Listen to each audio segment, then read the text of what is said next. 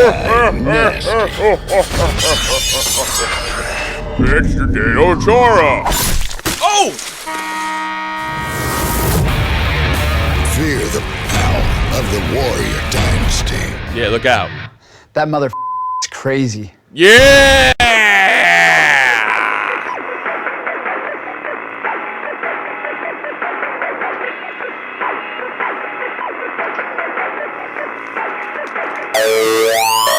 Coming at you live and on demand from the heart of Europe, this is the most badass hockey podcast in all the known land. And not only that, it's the most badass hockey broadcast. You got it right here. You're listening to none other than Shot from the Point. What are we going to talk about this week? Top stories on Shot from the Point this week with my greatest radio voice. I gotta be perfectly honest with you, folks. There's nothing funny to talk about this week. Nothing. Nothing. No laughs. Rich Peverley will be going over that. The Tafford situation in the OHL. Jaromir Jagr's experience with heart problems on the bench. This is sure to be a killer. What do you think, Jake? Well, I didn't know that. Yeah.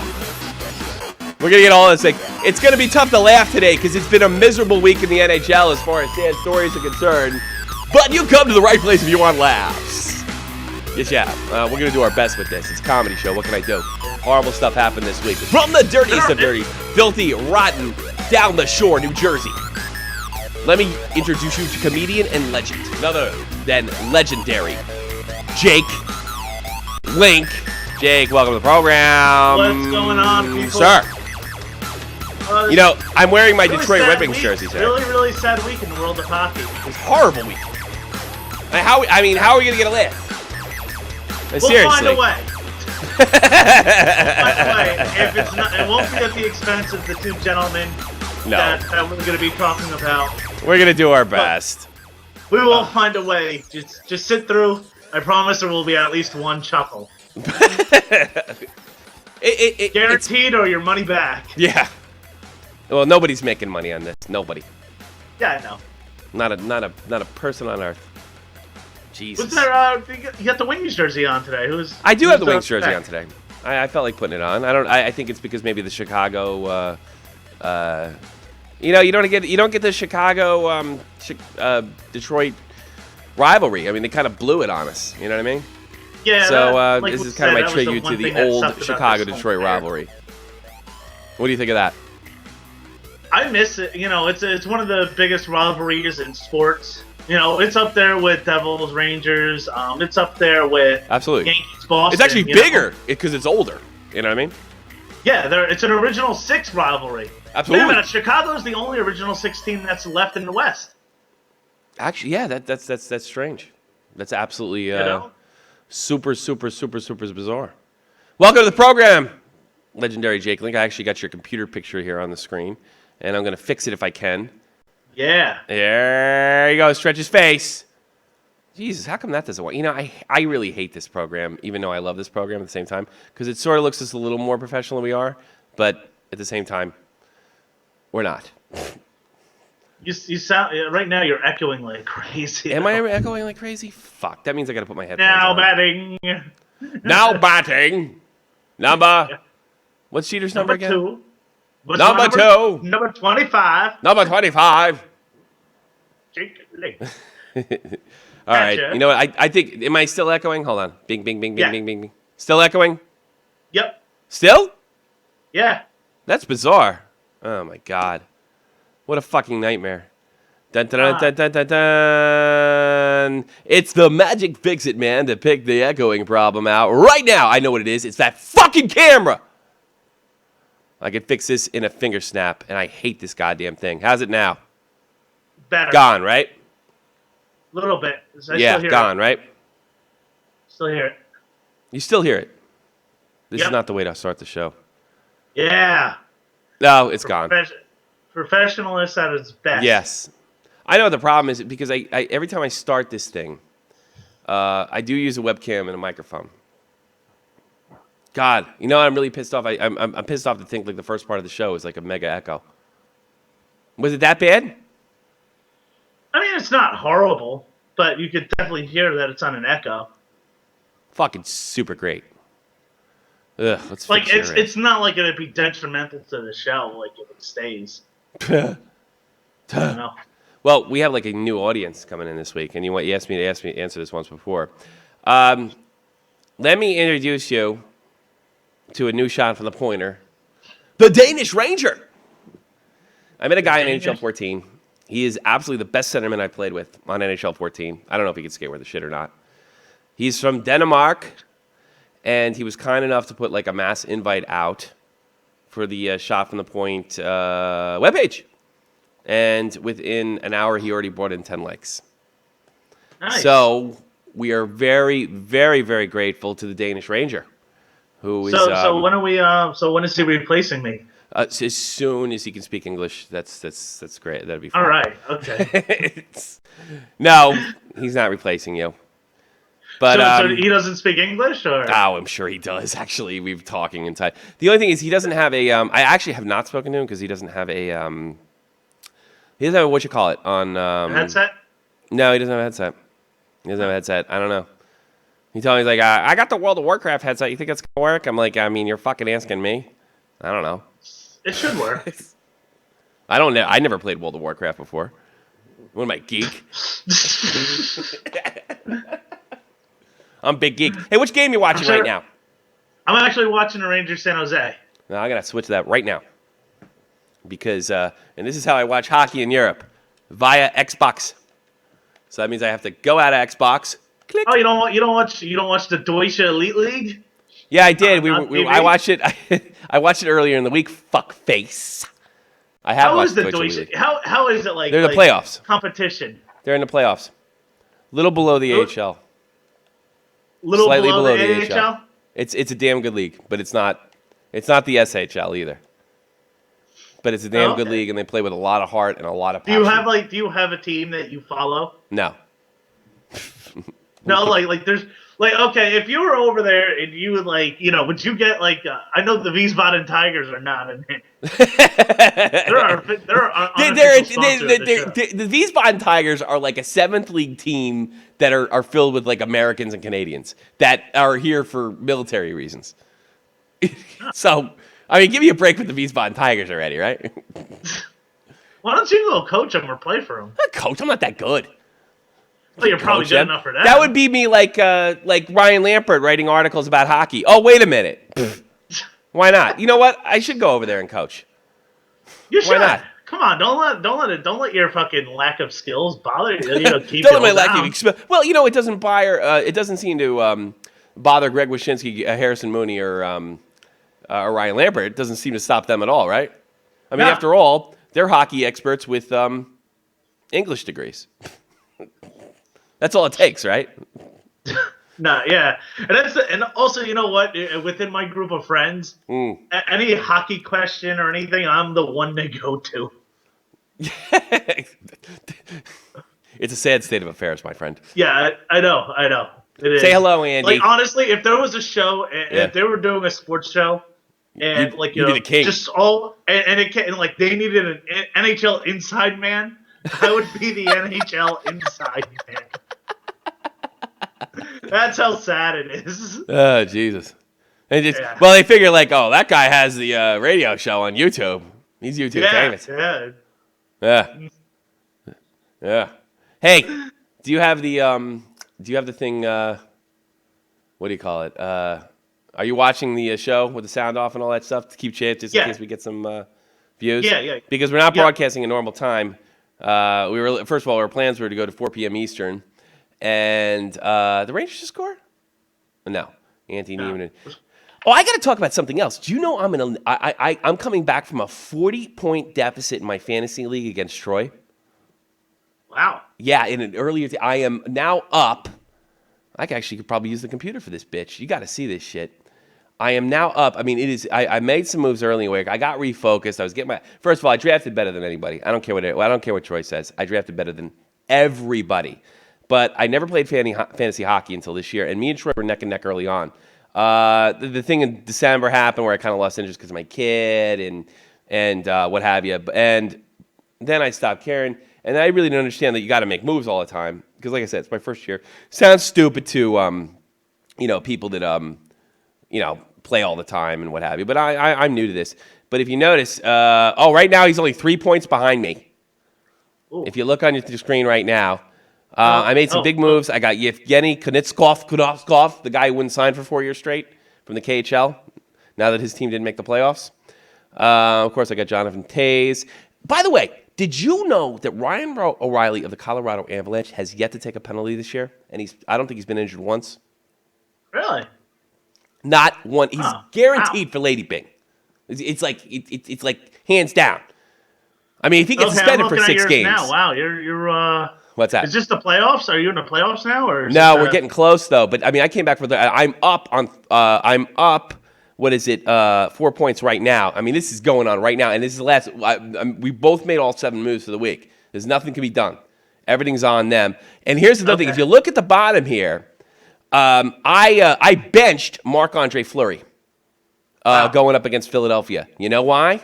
Because I knew Pittsburgh was going to lose. And I know that Pittsburgh will never win a Stanley Cup as long as Sidney Crosby's champ is captain. Everything's some nuts. But he hasn't, and he's cracked up in the playoffs twice in the last 2 years. Crosby and also Fleury. As long as Fleury's in net, they're not. First of all, I took Fleury for the same reasons Fleury that I benched him. The goal was what goaltending is to. Speaking I actually got a funny story involving fantasy sports in Troy. Troy? What about him? My brother-in-law is starting a fantasy baseball league, and he asked, like, "Hey, you guys know anyone else that wants to play?" Troy, I put it out there. I said, "Hey, anyone want to play? Message me." And Troy messaged me, and he goes, "What's the league like?" And I was like, just it's standard points and stuff, and nothing too crazy. And I go, "Well, message my brother-in-law." Mm-hmm. And I gave him, my brother-in-law has a really, really Polish name. His name's Steven. Really Borowski. Yeah, Borowski. And Troy said to me, I go, "I won't talk to anybody whose full name is 5 or more syllables." That's what he said. Based out of principle. I like Troy, but I think it's fair to say he's a first-class prick. Yeah, well, I didn't know if he was joking or not. I'm sure he was. You dipshit. But he's still a first-class prick. Yeah. He can make you feel really bad about stuff. Yeah, if you let him. But then, yeah, I know. If you remember that he spends all day playing NHL 14 and playing fantasy sports, you feel better about yourself. Oh, okay. Yeah, you know what I'm saying? Yep. That's Troy. Troy's actually been very funny on our program, so we really can't complain too much about him. I'd like to get him back and on. He is first in line to replace you. I know. If something bad would happen. Horrible. The problem is Tommy's not answering my calls. Joe Cronin said it's tough to get him to show up on time. Oh. That's what Joe told me. That you seriously will never. You can never know what he's going to do next. What? I guess they're busy on Sundays. What's that? Those guys, Joe and Troy. Well, Joe. I got to be honest with you. We haven't had Troy on because I thought having 4 people on was too much. I thought it kind of cut into your mic time, and I thought that it was just too much. Not that it was nothing to do with his performance, because I thought he was really funny every time, and I think you agree with me on that, by the way. I thought he was really funny. I thought it was too much. I think it's too much of strain. We have a hard time paying attention when it's just us two on the show. Yeah, but I mean, I just thought it was too much, and I think he's a good backup or what have you, and it'd be nice to have. But I'm definitely gonna have him on again, especially if obviously Boston's going to the playoffs, so we're gonna have him on. You know what I mean? And he's very, very funny. So, yeah, but I just thought it was too much when we were doing it before. So. That thing in December happened, and that had nothing to do with him. And I just thought it was better that me and you concentrate before we bring in other elements in. And another thing is, you can't have 2 comedians. It doesn't really work. If anything, if we bring a third guy on, it's going to be a guy like Harrison Mooney that just spends way too much knowing about, and not just fucking the Devils, the whole enchilada. We need an NHL guy, and. He needs to know. What? Go big or go home. We have to put him in his place. He needs to shut up, and what have you. once in a while. Go big or and go then, home. What's Harrison Mooney doing on Sunday?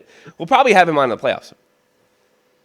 Definitely. All right. Cool. Actually, you know what we should do? We should try to get him to make predictions. That's what I noticed most of these hipsters. These hipster hockey writers. You know, speaking of Harrison Mooney, I want to bring something up. When he criticized Don Cherry, do you believe what he said? He said they needed more grinders. No, you take your best players. It's that simple. That tells me. And by the way, I love Harrison Mooney. I think he's really great, and he's honest, and he's intellectually honest too. He's one of the few over there that are intellectually honest and Puck Daddy. But he's not a hockey man.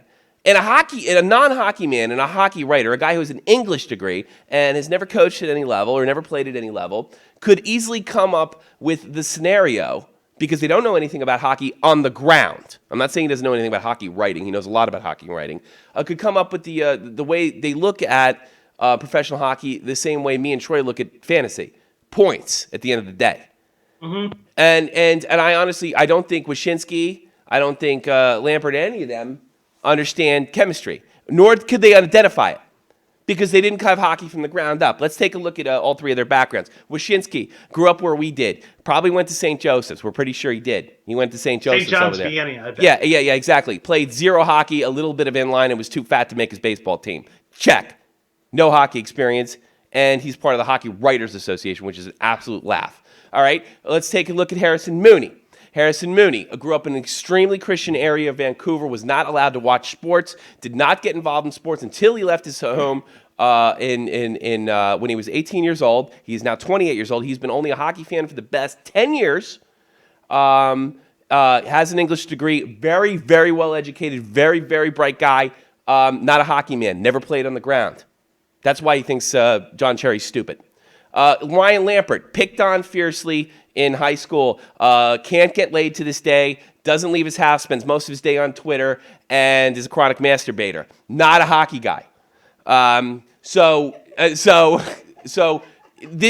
he also, like the other two, has an English degree. Hear Andy laughing in the background. Yeah, sir. He also has an English degree. This is what makes the guys at Puck Daddy superior to you and me. They have English degrees. No, they can write better.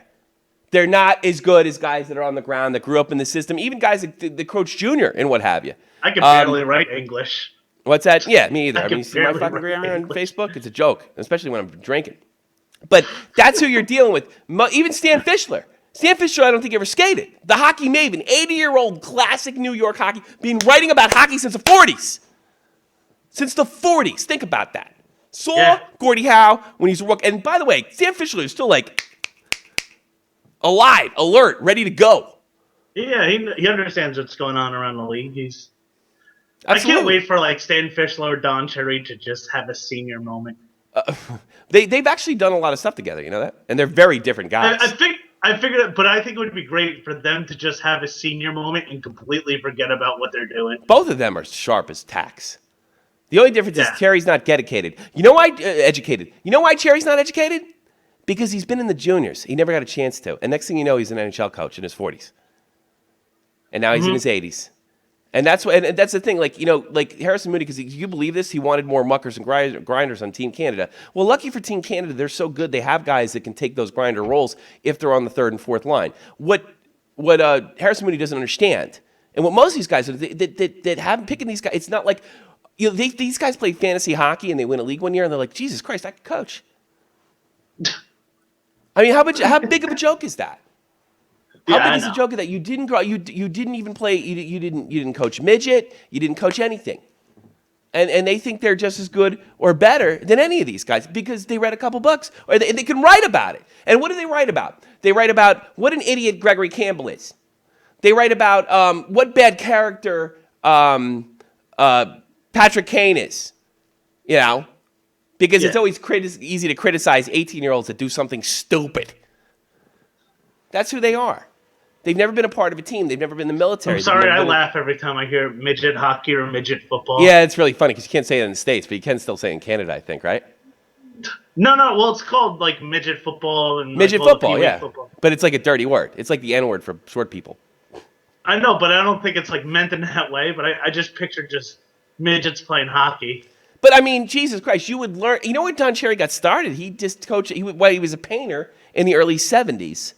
Somebody said, "Can you coach my kids' hockey team?" I heard you're an ex-pro, and that led to the Boston Bruins almost less than 10 years later. They don't even know it at that level. They don't know it from the 6 and 7-year-old level. They know nothing. They're writers. Nothing. Mm-hmm. Nothing. Do me and Jake know anything from that level? No.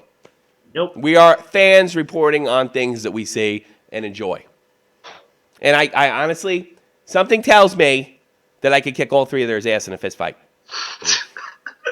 There we go. Here comes the Irish temper. I could kick your ass. I could kick your ass.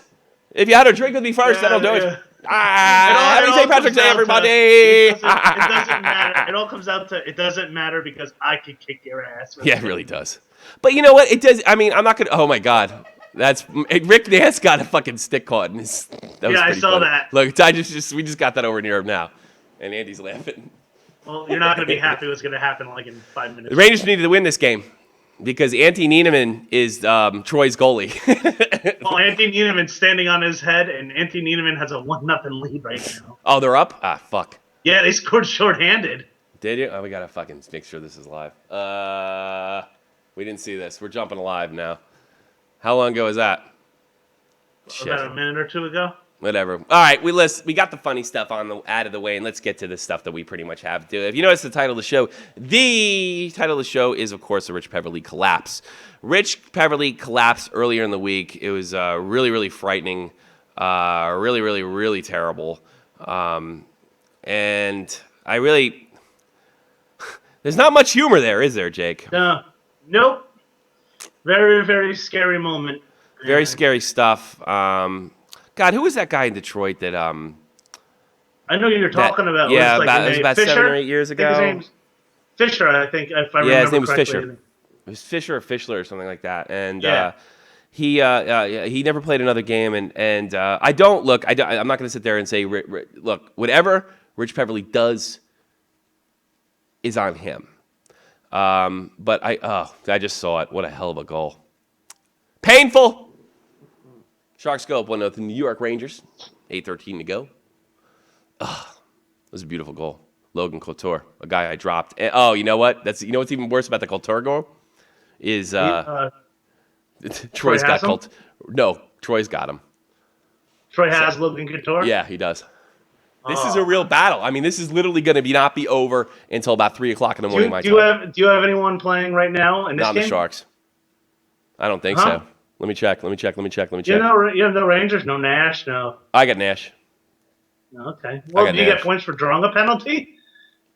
Do you get points for getting stick stuck in skates? I did. I'm on my way. Yeah. Nash got 2 guys. Well, he's got point. He's giving me 0.80 points. Ovechkin. Oh, Jesus, this is not looking good. Ovechkin's a -2 so far. Well, I mean, Ryan McDonough's got 3 shots on goal. That helps. Oh, Jesus Christ. And I do have one guy on San Jose, but he's done nothing. Mark Eduardo Vlasic. I think who sounds like he's a Czech or something. I probably drew him because I probably just picked him up because he was hot. But I did bench, and I didn't mention before, I did bench Marc-Andre Fleury. You know why? Because I knew Philadelphia would beat them. They're hot as a fucking pistol. I bench. Here's my choices: Corey Crawford in Detroit, Simon Vlarnov in Colorado, and Mark Fleury. And if you notice, those 3 guys, and I made a trade for Vlarnov earlier in the season. Those are the top teams: Chicago, Pittsburgh, and Colorado. But I knew to bench Fleury today because I know how. That's what kind of hockey mind I have. I knew to bench. Fleury. You get top notch. You get top notch hockey insight from this show. Sure. Although we never talked about fantasy hockey once. You know, there's actually I have Sirius XM. Yeah. They have just shows dedicated to fantasy sports. I don't know about fantasy hockey. But the thing is about the fantasy hockey sports, they're like regular fucking highlight reels. Well, pick up this guy because he's. I can't even tell the difference between fantasy hockey shows and regular hockey shows, or any sport for that matter. It's like this guy's good, this guy's bad, this guy's great. He's a fantasy hero. Well, what's the difference? Is like, I mean, what's the difference between watching any other freaking show? This guy, I mean, I can't even tell the difference. Baseball gets ridiculous. Because baseball people are weird. A bunch of guys that can add but can't play. You know, I was a damn good center fielder, and I had a rifle arm when I played, an absolute rifle. Nobody ran on me. It's like fucking Paul O'Neill of Fords. You know. Come to the States. We need some good outfielders on my team. What? I wonder if I could throw a softball, to be honest with you, as old as I am. Hey, listen, go back to Peverley. Peverley passed. What was that game? That was against the Blues, correct? No. That's the Blue Jackets. The Blue Jackets. You know, look, this is really sad stuff. Peverley, he was at a game earlier in the week. I don't think these reports are true because I'm only seeing on mines. Is it true that he passed away and was revived? Can you confirm that? I've been hearing that he had to get revived with a defibrillator. I don't know if that's true. I don't know if he. I'm not 100% sure passed away. He may have still had a pulse. Yeah, and his heart may have. It really doesn't matter. Yeah. At the end of the day, but this is scary stuff. It's serious. Yeah, that's a really, really serious thing. Like, I mean, it's not like Carlson coming back from an injury. No, honestly, I don't. If you ask me, a heart condition. Yeah, you shouldn't. I think he has to call it quits. You see, I don't want to get into that territory, simply because I don't want to tell people to do what they want. How much do you want to like? He has a condition, and that's understandable. I mean, Adrian Peterson, who plays for the Houston Texans, has a has a heart condition, and you know he's had to actually. I said Arian Foster. I'm sorry. Arian Foster has a heart condition, and he actually has to he's gone to surgery and stuff. So I mean he's still playing, but you know, like you look at it like something like this, like the fact that it happened and everyone's talking about it. Sure. It really does raise a lot of questions, and whether really you should play or not. You know, if you're a coach, do you want to have this on your conscience? Do you want to put him in or a team, and knowing that, you know, knowing that you put your guy in, and then this guy's he's gonna probably die. You know. Well, I mean, look, we're all gonna die one day. I think he's gonna have a hard time right now playing hockey, like you know, for anybody. Sure. Whether he gets cut, you know, it's he's like sort of in a Pat LaFontaine situation. Yeah, but the thing with Pat LaFontaine is you can wear a helmet. There's no special helmet for your heart. There's no helmet for this. The way I see this, and I learned this years ago. Like there was a time in my life when I would have said, like, you got to quit. You got to quit tomorrow. You got to leave. You got to get out. But then I was, and if you know anything what I'm talking about, I would appreciate if you didn't get Pacific. I saw somebody die at a wedding that I went to years ago. And it was more than 10 years ago, to be honest with you. And they decided to continue with the wedding. And I found that offensive at the time.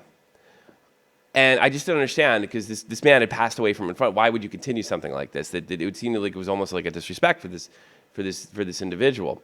Until I talked to my parents. It was over my parents' house, and they had hired an Irish house cleaner. Like, we didn't have a house cleaner, but you know, it's like a what do you call those people come over, like clean your house and stuff? I mean, what would you call that? Maid? What's that? No, she wasn't a fucking maid. Jesus, Tom. Like, she'd come over once a week. I guess they give her $100. Tommy. They call her once a week. They give her $100. Like, what would you call that? I guess house cleaner. Yeah, something like that. You know? I know what you're talking about. Like they have like $5 a day maid service. You just pay them. No, but we wouldn't. I think my parents gave them her $100 to show up, which she didn't always do, by the way.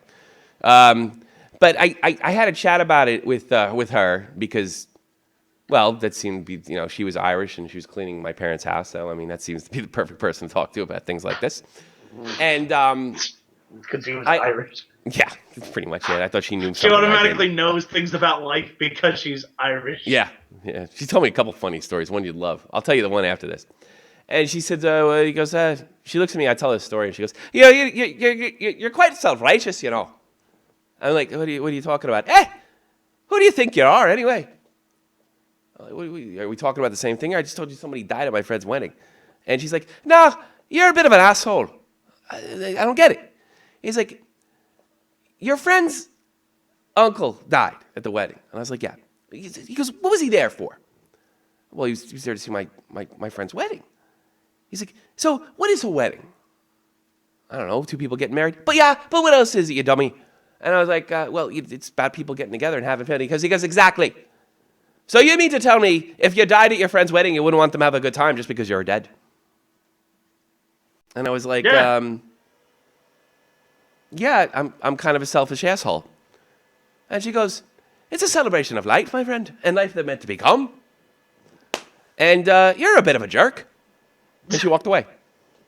And then I felt like a jerk for the rest of the day. So how does that relate to Rich Peverley? It doesn't. No, it does. How does it relate? We're not here to judge. I mean, whatever Rich Peverley does, and I got to be honest with you, if Rich Peverley dies, of course, I think if he came back, I think he would have the support. I have support. Every time I'll even go this far. If he dies in the ice, he's got my support, and he has a team that signed him as my support. It's your life at the end of the day. I think he's. Honestly, I think it's easier to say from where I'm sitting that he shouldn't, but it makes me wonder, if I was in that situation. Sure. If this was my only means of income and this is all I could do was play hockey, it would make me think about the risk-reward. Sure. Absolutely. Straighten your not your camera, put the mic in front of your camera. I'm sick of you fucking falling off screen. I'm so sick of that, my fucking head could spin. Come over there and, you know what? I'm going to come there this summer. I'm going to fix everything and then set your house on fire. That's my plan. I'm going to set your house on fire. No, and I think you're right. I got your microphone. Fix it now. And now we're going to set your house on fire. I think at the end of the day, I think you're right. I think what happens is it's easy for us to say, get out, run away. You must be a millionaire. You made over $100,000 a year. Well, we don't know what his expenses are. We don't know if he's really that willing to lower his standard of living, even though that living may be a sort of an $80,000 a year lifestyle. We don't know, and it's not for us to judge. But he has some serious choices to make. Is it more important for him to breathe, or is it more important for him to play hockey? I got to be honest with you. That's up to him. And whatever team he goes to, I fully support it. And if he does die on the ice, I will not be like Ryan Lampert and say, that's horrible, that's terrible, they should have known, they don't care about hockey. I won't do that. You won't see me doing that. Guy doing what he loved and what he, exactly. At the same time, it's a very, very morbid way of thinking. It's not. It's actually, that's the way I used to think. Before that incident that I talked about. And that woman, who I know I was telling a funny story, but it actually happened. Everything I said actually happened. I know it did. I think I told you a story privately, come to think of it. No, yeah, you know what I'm talking about. My wife was at the wedding. That's right, she was. I was extremely arrogant back then. Yeah. And I decided what was good for my friend and good for his family, even though I wasn't a part of his family. And that Irish woman fixed my self-righteous ass. We're going to die. Everybody's going to die. You're going to die. I'm going to die. Andy's going to die. My kid's going to die one day. Your cat's going to die. Your pug's going to die. Your hamster's going to die. And your goldfish. And you know what? I think the best thing to do... the state of that marriage is now. What's that? Shut up. Shut up. I told you not. Shut the... I'm going to kick you in the face. Don't make any illusions. We don't want to people putting. See, you were never in the military. If you had, you don't even talk about the stuff that you can talk about, because you could put the puzzles together. By the way, I didn't realize in Madison Square Garden that they have like a glass thing, like when they walk out. They rebuilt it this year. Really cool. They rebuilt it this year or something. Though I think that was there a few years ago. Like when Al Trotwig's looking at the thing and he's going, well, the Rangers are down 2-1, but they're going to play really well. And all the Rangers are walking by. Is that what you're talking about? Yeah. Yeah, me too. Who are you talking to? Who are you talking to? Tracy. You're not allowed to talk to her. Now, my point is, whatever he decides to do. I support him no matter what. I am the type of person I did. You know what? Oh wow, Niemanin's playing out of his mind. Oh, you just saw that save? Oh my God, I saw that save. I was about to say, I hope they don't get style points or you're done. That was awesome. Are they going to actually beat those guys? No, not with a goalie like that. I am concentrating. That's really, like I'm I concentrating said, on the Rangers getting their ass kicked and me losing my fucking fantasy team. I wanted to beat Troy so bad I could taste it this week. We'll see. He got you know what? In the slow motion save, looking at it in slow motion, it made Niedemann look right because he put it like right in his upper part of his pad. It's not like he hit it with his toe. You know what I mean? I just saw the replay. So it was actually Broussard's screw up, if anything else. Yeah, whatever. I don't care. But whatever he decides to do, and you know what? It's okay to sit it out. It's okay to go on. Either way, I'm not Ryan Lampert. I don't know what's good for everybody. I don't certainly know what's good for Rich Peverley, but we wish him the best to him in his career. And it's a lot easier for the Greg Wyshynskis and Ryan Lampert's, Adam Protos to judge about your life when basically they can't even control their own. They can't get laid. They can't have a relationship with people or women or anything else. They can write hockey for a living, and they thought things were going to work out, and they really didn't. Even though they make decent money. Isn't that funny? Yeah. Like you can't get laid and you still make money. I mean, that's like the number one thing. Like that's easy. Like if you make money and get laid, and then Ryan Lampert sits at home and can't get laid, sits with his dog, and he makes decent money. That's funny. Let me tell you something. Yeah. I guarantee, if I was single and I loved my fiance, and you gave me a quarter of Ryan Lampert's money, and you stuck me right in the middle of Lowell, Massachusetts, I would steal the girlfriends that he had in his dreams. Like the girls that would never lay him, the only ones he had like wet dreams about, it's me. I got them. They're mine. You're gonna end up going to. When you go over to the States, I have a feeling you're going to Boston. I'm going to Boston for another reason, I think. Hang Probably out with something Joe? to do with Joe's show. Down the road. Yeah. Big secret. Big secret. Okay, let's talk about something else. Something you sent me. It sort of has something to do with your talk about. Let's see here. Webpage view. Hockey fans using Rich Peverley to shit on LeBron James are the worst. This coming from Barry Pacheski? Is that how you say his dopey name? I don't know. I saw someone post it, and it was a Deadspin article. Yeah. I have mixed views about it, but... All right. From the second there was report, I'm gonna read some of Mr. Pacheski's stuff. From the second it was reported Rich Peverley regained consciousness and asked to get back into the game.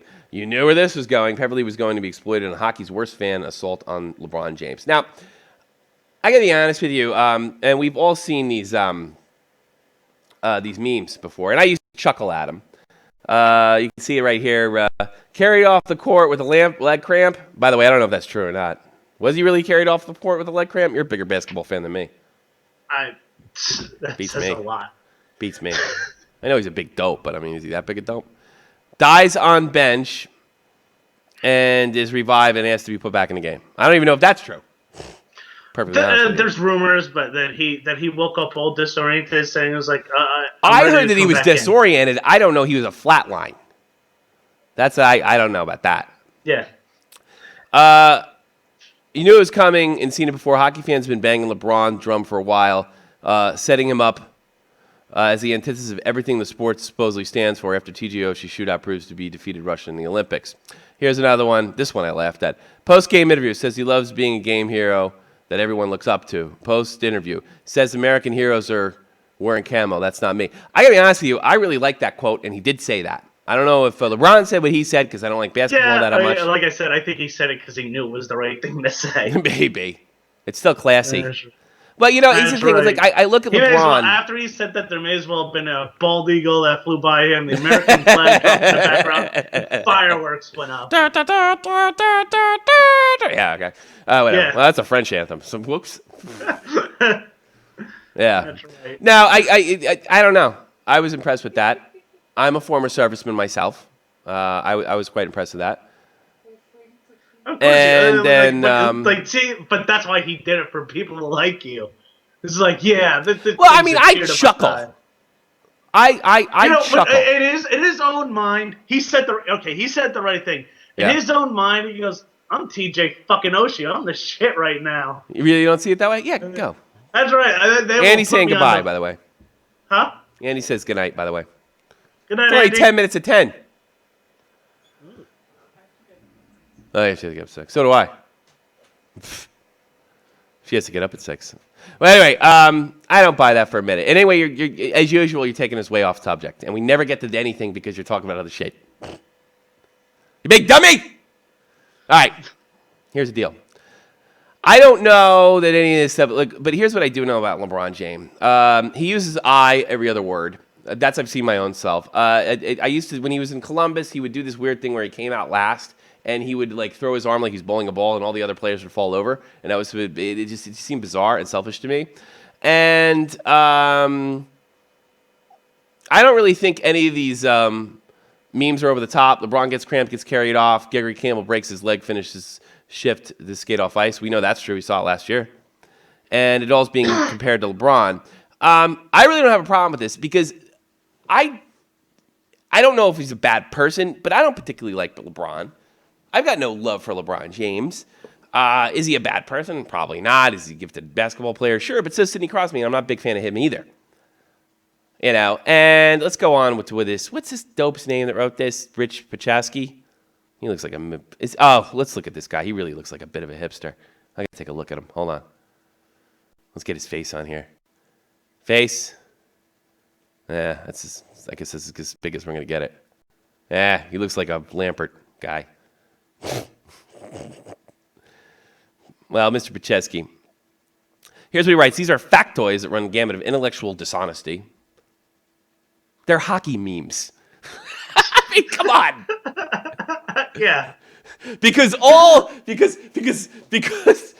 sports memes need to be completely honest. I made one.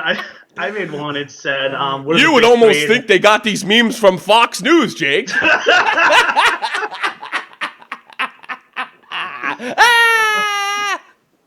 I made one. It got posted on like one of the. I said, "We're the big three," with LeBron, Bosh, and Wade. I said, "We're the big three," and I made one that said, "That's cute," and it had Martin Brodeur, Scott Stevens, and Scott Niedermayer. You know, and it's not like, he's making it seem like big three. And I'm like, come on, I know it's just a joke. You know, it's like, yeah, exactly. I mean, you make it seem. I posted a Brodeur one. He makes it seem like LeBron James is the only guy that gets goofed on. Crosby gets goofed on. Brodeur gets goofed on. I've seen Yager get goofed. Everybody gets goofed on, especially if they're the bigger the star you are, the better chance. If anything, this is a testament on how big a star you are. You know, I mean, definitely. There's been no memes about me. You know. Wait till tonight now. It is usually, here's what he writes. It's usually LeBron, but not always. Just a punchy graphic representation of the same old hot old inferiority complex at on some parts of hockey fans. It is no surprise that Target would be the best player, the sports, and the closest competitor in the for the third America's heart. For the third, I really was well read. But basically what he's saying, because I'm obviously reading to myself and not speaking to my audience, there is a little bit of an inferiority complex among hockey fans, and I think that's actually pretty accurate. I think us as hockey fans, we are a little uptight about we think we have the best sport, and why isn't it more popular, and this like that, and I think the guy's right on the money. Right at this. But here's something I've learned, hockey fans: you don't want your sport to get popular, too popular. The game's fine as it is. We have, 28 teams or whatever it is. We don't want it to get any bigger. And here's why. Because it's starting to turn into a candy-ass sport. Or it's not a candy-ass sport yet, but they're working on it. And it's going to turn into football and baseball. Speaking of more teams, they did something. Mm-hmm. I read briefly on Puff Daddy. Yeah. About they were looking into getting more teams, and I got to be honest with you, Jake. They went to particular markets and questioned them. Jake, this is the problem. We got to do one subject at a time, and then I have to go back to the original subject. All right, okay. So, like, Sorry, cash that one. folks. It sounds like a good story, but the problem is, then I spend the next I spend the next 10 minutes talking about new teams in the NHL, and then I'm still not done with this one, and we've already done that twice already on this one article, and we're almost an hour into the show. Well, What are you, Matt? Poor writing on the guy's part. What are you, Matt? Are you Matt from South Jersey? It's Because just I swear to God, I'm talking about this guy's article, and then Okay, you start talking about teams all that right. I'm sorry. I can't do You got that. my undivided attention now. I want you to add to it, but I don't want you to change the goddamn subject. Okay, all right. You're all right. more than welcome to wait till a dead spot. Now I don't even know what the fuck I'm talking about. So what were we talking about? These fucking mimes. Yeah, I was in the middle of reading this thing, for Christ's sakes. Ugh. All right. We're talking about hockey players being defensive. And look, I think he's really right on the money with this. Hockey fans do tend to we think we have the best sport and what have you, but you don't want to get defensive. Because guys like Ryan Lampert invade your sport. That's why you don't want it. And here's what else these ludicrous questions have been nothing to do with toughness. It's an extension of the idea among sensitive hockey fans that a sport is filled with humble, blue-collar, team-first players. Though, here's what he writes, Ryan Lampert points out, this is in his article, that trope never gets applied to black skaters. First of all, you're wrong. Barry Pacheski, you're 150% wrong. Earlier in the year, when Manny Malhotra came back from it, what do you have, an injured eye socket? Is that was his deal? Yeah, I think that was like... Yeah, or something like a bad damage. He hasn't played like in, 2 years or something like that? He had to come through the minors? Right? So, Manny Malhotra? Yeah, Manny Malhotra. I don't think he played like the last 2 years. The number one racist, white racist hater of black people, Don Cherry in Canada, who Harrison Mooney and the rest of Puck Daddy like to bash. Guess who gave him the biggest pop and the only pop that I saw? Don Cherry. And he did make him out to be a working class guy. Absolutely 100% made him out to be a working class guy. Malhotra's comeback is amazing. It's amazing. So, first of all, you're wrong. And Ryan Lampert's a political hack. Don't follow him. He's a hack. He's a hack. A complete and total hack. He wants to end hockey fighting. At the same time, because it's too violent, it causes concussions. At the same time, he recommended Braden Holtby give a two-hander to Ray Emery because of a goalie fight. That could kill him. Ryan Lampert has zero credibility. None. Zero. So he's not to point out. And first of all, that's not true. There's a lot of working-class minority players. I can think of one, Nazem Kadri. We like Nazem Kadri, correct? Yes. Yeah. Who do we criticize most on the show? Was it Kessel? A lot Kessel, of goons, Sidney Russian Crosby. Players, mostly Russians. Mostly Russians. They're not minorities, they're white. They're like a different breed of white people, though. Don't get into that. That's the last thing I need. So, I think on one hand, Mr. Whatever the hell your name is, Rich Pacheski. Yeah. You're right about the inferiority complex, but let me explain the inferiority complex to you a little bit. We've seen what's happened with football. We've seen the overreactionary, the reactionary concussion folks, sports writers. We've seen what's happened to football. We've seen what baseball has become. We've seen as basketball has become, and we see, and it's true that you're right. Not everybody that puts on a sweater and puts skates on is a humble blue collar guy. You're absolutely correct, and I would put Sidney Crosby of not being one of those types. I mean, his background, but you'll never ever have a league of just blue collar humble guys because you need the stars to sell seats. You know? And honestly, most of the Americans come from rich backgrounds because you need to grow up in like Minnesota and parts of Massachusetts and rich parts of Michigan to even get a shot at playing. Rochester, New York, and Rochester, upstate New York, and parts of Wisconsin that have money.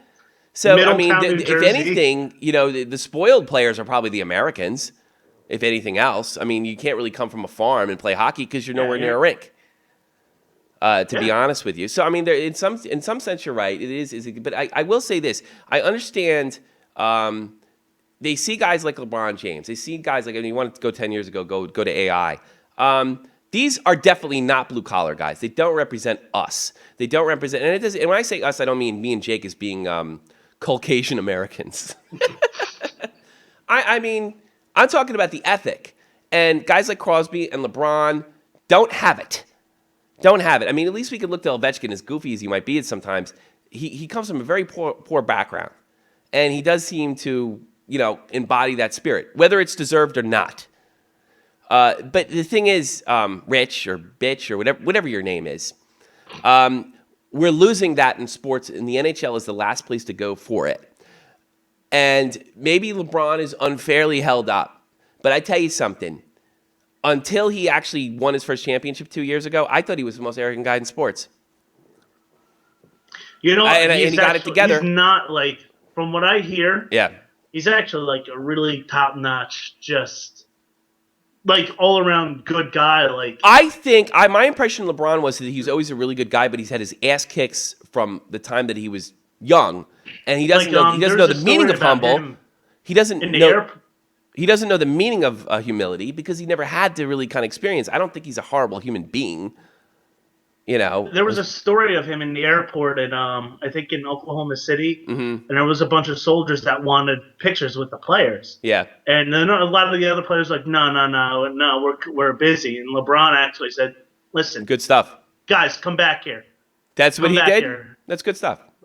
We don't know if that's true or not, but I'll go with it. He knows, like he knows the right thing to do. I mean, I think if you or I got like $8 million a year to play around with the ball, yeah, I'm pretty sure we would change a little bit. And if we were looked at the next, I would. But look, what kind of players do we like?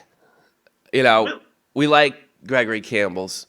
I even like old-ass Jaromir Jagr dragging his ass around, who grew up in horrible communist situation. His uncle was killed in 1968. That's why he killed. Where's the number 68? When the Russians came and murdered a portion of his family. I like those middle-class guys. I like the fact that I like those hard-working guys. Are every one of those guys and some of them misrepresented? Yes.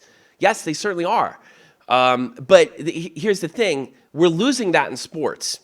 We're losing toughness. Like somehow a concussion, even though we know more about what a concussion can do to you, somehow it almost seems like we have to change our sports and change the way we play because we know we're more specific about the results of concussions. No, we shouldn't have to change anything. Thanks to the doctors, we know what the specifics are. We didn't know what they were before. To be fair about hockey players and basketball players and all the other sports, hockey players are on a different breed of toughness. Sure, and football players are tougher than hockey players. I mean, the injuries. I think you see a hockey. Come on, the guys take freaking John Tavares took a tooth out. Yeah, and didn't even miss a shift. Sure. But I mean, and to be perfectly honest with you. Yeah, there is a toughness, and that's what is like. It's not how good they are. It doesn't matter how they dance. It doesn't matter how they datsuk around everybody. That's the human element that connects people. And when they see Sidney Crosby crying and whining and trying to get his way and diving, that's rejected. And it's okay that it's rejected. I watched a soccer game today, and this is for the people that want fighting out of the league. It's going to turn into soccer because what guys try to do is they try to draw yellow and red cards constantly. That's the constant part of the game. And if you don't think that's going to happen in hockey, the code and fighting actually eliminates all that. I've been watching the DEL all week. Now, it's a good brand of hockey, but, I mean, they would love to get you and drag you into a fight. Because you're done. Is there fight in the DEL? No, but there was a fight the other day because somebody took a headshot, and I don't think the guy gave a shit or not about being suspension. So I mean, these are what we like about athletes. We don't like Sidney Crosby's. Even me and Jake are Devil and Ranger fans, and we could both agree that we don't like. We know how talented he is, but we can both agree we don't like the character. And you know what? You, the media, don't get to tell us what athletes we like. No, you don't get to tell us. We can like Gregory Campbell. We can like Sean Thornton. We can like John Scott. We can like those guys if we want. And you don't get to tell us because you like to portray them as Neanderthals, and mostly because they probably steal your girlfriend if they ever got a chance. So, I got to tell this Rich Pachowski something. A lunch pail type player. We like those guys. For the Yankees, remember Louis Soho? Sure. Louis Soho friggin' making probably $100,000. Yeah. Friggin' playing every position and producing. Sure. You know, I hate the Yankees. We like those guys, and they're not even that popular. popular. We like those guys, and the thing is, like, the media seems to get mad when we make fun of Crosby or this ridiculous article about sexism they had this week when you make a reference to a guy acting girly. Oh, that's sexist. Oh, give me a break. I have a daughter. Get over yourself. Yeah. My Stop fiance. acting girly about it. My fiance. Stop acting girly about being called girly. Yeah, really. Yeah. You big pussy. So you don't get to tell us who to like. Period. I think you're right about the inferiority complex, but I'm just trying to explain this for you. The inferiority complex. Yeah. I'm trying to get you to understand, because we don't want to worship guys that you force feed us, like Sidney Crosby. We want to like the guys that are lunch pail guys. Hey, look, Ronan grew up from a good family. I thought he was a good hockey player. I loved him growing up. But I noticed most of the media hates his guts. So, I mean, you don't get to tell us. And are these memes unfair? Well, they're hockey memes, you big dummy.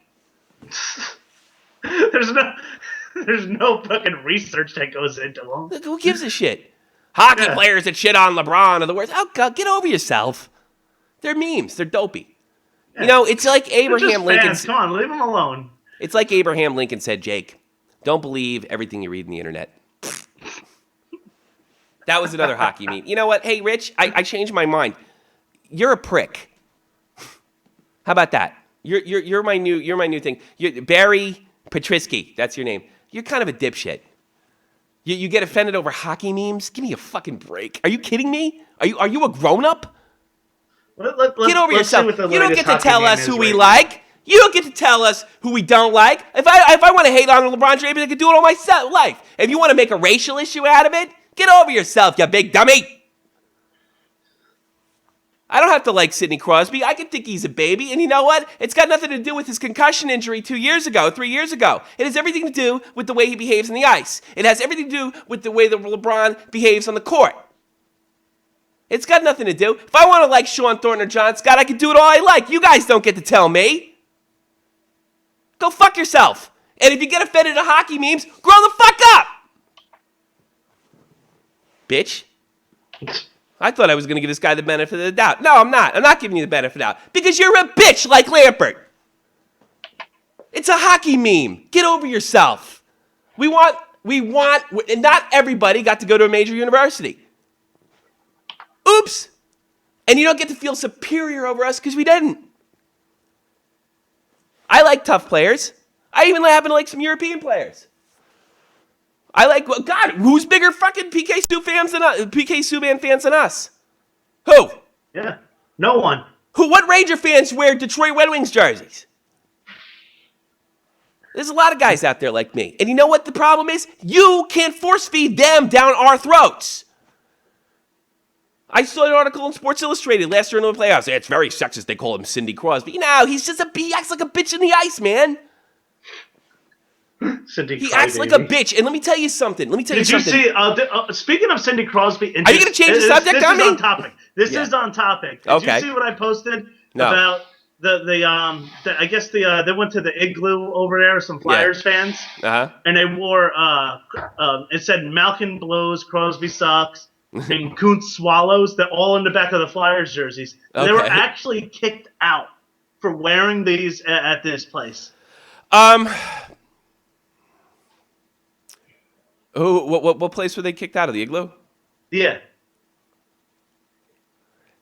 I think I posted it. You know what? I don't got a problem with that. You do have a problem with that? No, I don't, because it's sexual and it's the kids. They don't got it. And I'll tell you why. I'll tell you why I don't have a problem. Yeah, I can see it, but I don't have. I'll tell you why. You have every right to go to the ring and say you suck, you stink, you're terrible, but you don't got a right to shove that sexual stuff down other kids' throats that are there. So I don't got a problem with that. They deserve to get kicked. Even though you hear a lot of this stuff come from the kids. But that's not right either, and you don't got a right to do that. I'm not a father, so yeah, maybe. And I got to be honest with you. It is hysterical hearing like 8-year-olds going, "Rangers suck, Flyers swallow." Yeah. I don't. You know what? I got to be honest with you. I wouldn't have thought of that. I'd laugh, but I. I like honestly, I said, I don't have kids, so I can't. I wouldn't have thought of that until I gotta be honest. I wouldn't have thought of that too, because like it's like you guys. Why does it say fly or swallow, Dad? And you gotta explain that shit. You're right. Yeah. Let's see. Yeah, the latest. But I tell you what, that that doesn't change anything from what we were talking about before, Jake. We're allowed to like the lunch pail guys. Ryan Lampert, Sean, like Greg Wyshynski, guys that never played sports, don't get to tell us who to like. They can eat fucking differently. Give us a call, you fucking jerk-offs.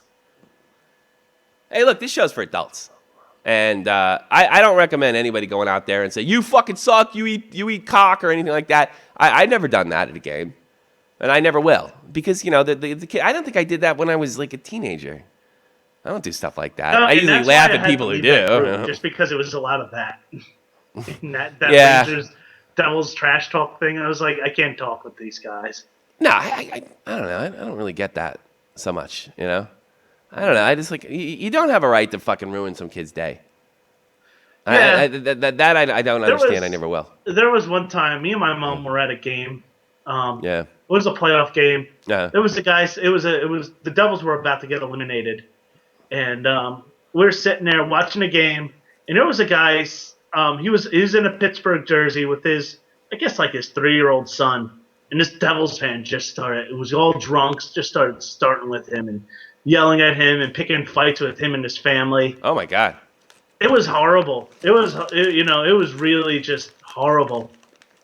Like how people get about sports. Yeah. And, I don't understand that. yeah. I remember Artie Lang telling a story in Howard Stern. Like,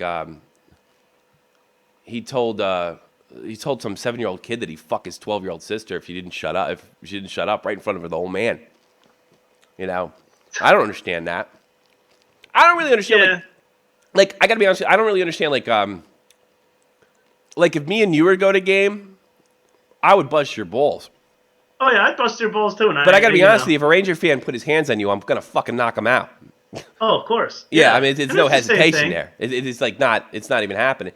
But I gotta be honest with you, I've always been able to, when I see people acting up and getting that kind of drunk, I know to like move around. You know, I know to move away, and I know what to do if they corner me. You know, like seriously, how like they're not paying you to get into. You're paying them to go see it. You should just sit in your seat, enjoy the game, watch your team, root for your team. If somebody says something to you, just say, yeah, you sucked. Alcoholism's a bitch. Huh? I mean, do you really think that I would be disrespectful to Marty if I ever met him? I mean, come on. Oh, of course not. I'm not. I wouldn't do that. I wouldn't do anything. He's coming on the show next week. Actually, if he came on the show, I probably wouldn't even do that.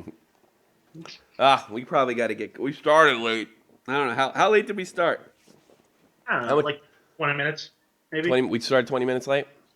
Yeah. God. We're an hour and 2 in. We're an hour and 2 minutes? Yeah. Okay, good. Actually, that's... Did anybody write any comments?